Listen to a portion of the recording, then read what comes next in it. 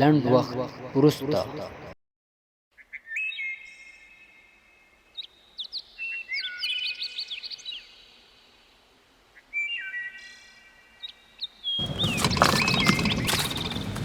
دا به کوم بې غیرته ولوده دا تیږې دلته اچولي سمه لار کې تیږې اچولي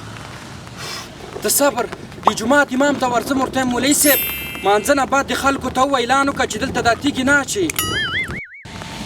یاره خو نو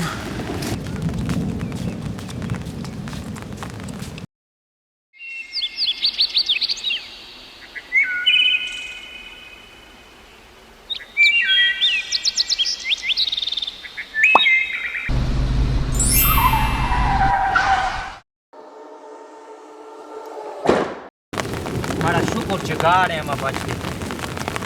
مړه داسې کار خو ځناور هم لکه انسانانو کې کړی دا خو پاکول هم غواړي زه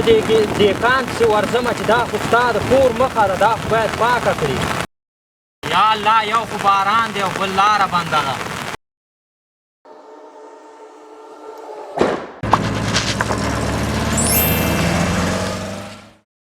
یو ساعت وروسته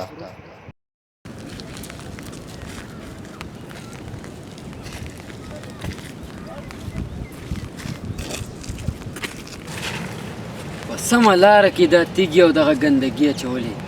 لاره یې بنده کړې داسې کار خو باید څوک غلطۍ کې مو نه کړي خو ځه الله دې ورته هدایت وکړي موږ به یې پاکه کړو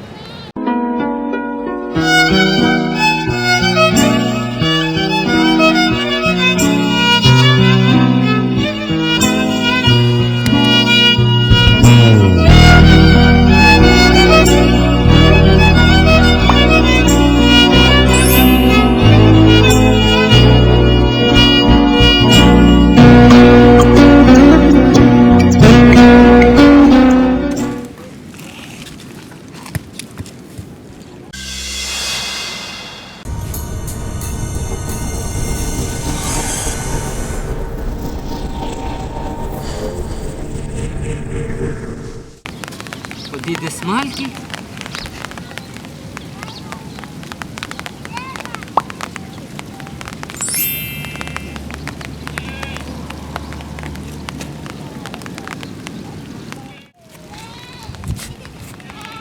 په کاغذ کې 1000 افغانۍ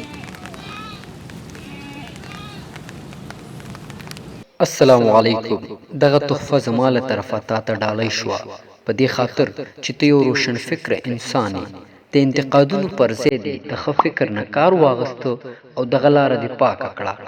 والسلام په درنښت